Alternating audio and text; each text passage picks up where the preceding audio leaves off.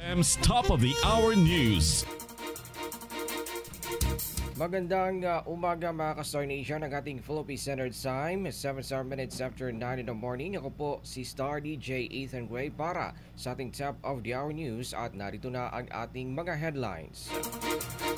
Paggalaw sa presyo ng produktong petrolyo asahan ngayong linggo. POC naman na kinasuhan na ang ilang rice smugglers. Sa balitang lokal, alay lakad sa 2023 matagumpay na idinaos dito sa Dipolog. Balita naman sa ibayong dagat, suicide attack sa Turkey, inako na ng isang grupo.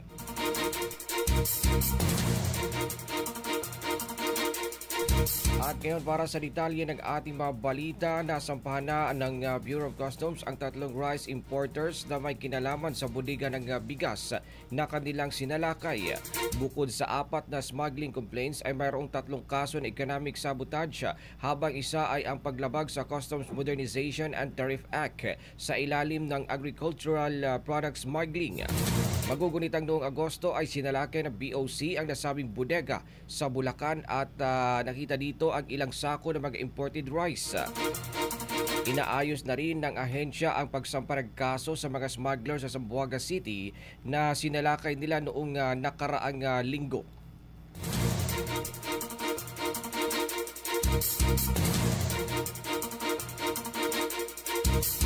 Samantala mga Star Nation, asahan ang paggalaw ng presyo ng produktong petrolyo ngayong linggo.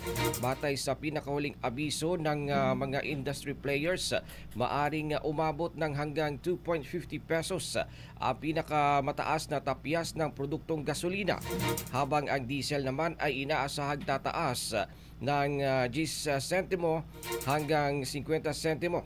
Para sa kerosene naman, tinatayang bababa ito ng 40 sentimo hanggang 60 sentimo.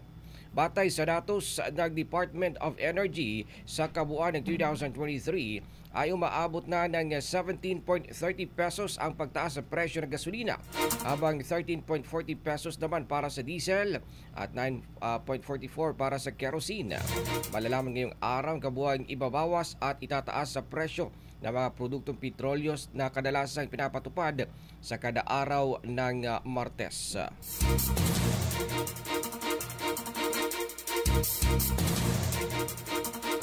Samantala sa ating balitang lokal, Alay Lakad 2023 matagumpay na idinaos dito po sa Dipolog City. May detalye po sa balitang yan ang ating bagong Star DJ. Please come in.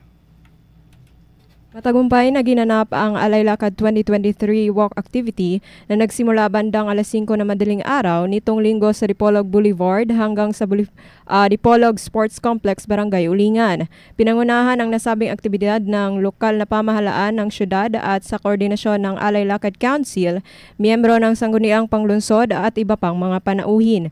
Dumalo din sa nasabing event ang iba't ibang pribado at gobyernong ahensya, mga uniform personnel ng Dipolog City Police Station, Zamboanga del Norte Police Provincial Office, Philippine Coast Guard, Bureau of Fire Protection, Bureau of Jail Management and Phenology, pampubliko at pribadong paaralan, barangay councils, NGOs, civic organizations, fraternities, establishments at iba pa.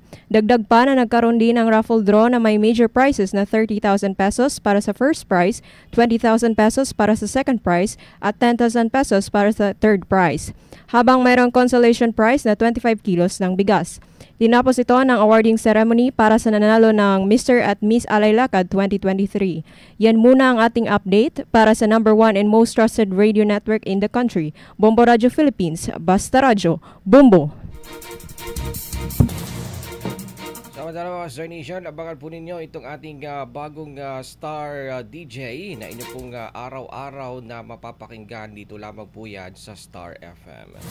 Sa pagpapatuloy po ng ating pagbabalita, inako ng Kurdistan Workers Party ang naganap na suicide bombing sa Ankara, Turkey. Dahil sa insidente ay nasugatan ng 2 pulis na nakatalaga sa Interior Ministry building. Agad naman na napigilan ng mga otoridad ang pangalawang insidente ng suicide bombing.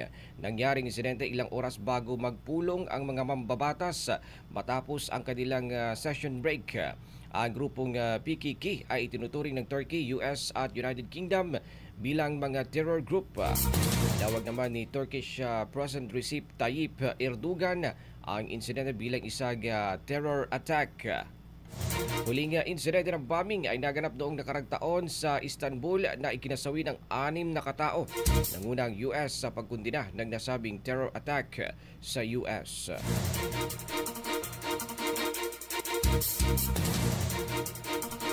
At mga ka-Star Nation, yan po ang kabuuan ng ating mga balita. Bago po tayo magtapos, balikan ko lamang ang ating mga headlines. Paggalaw sa presyo ng produktong petrolyo asahan ngayong linggo. BOC naman kinasuhan na ang ilang rice smugglers. Sa balitang lokal, Alay Lakad 2023 matagumpay na idinaos dito sa Dipolog. At sa balita naman sa ibang bansa, suicide attack sa Turkey inakuna ng isang grupo. Star Nation, para sa ibang balita, pwede po tayo maglagon sa ating official website at www.bomboradio.com o di kayo naman ay makinig sa ating Bombo Network News. Samantala mga ka-Star Nation,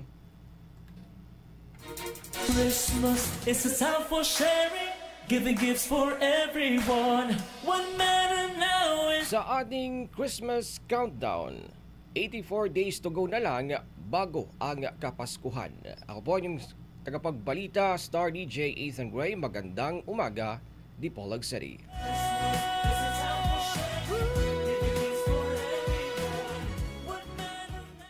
The top of the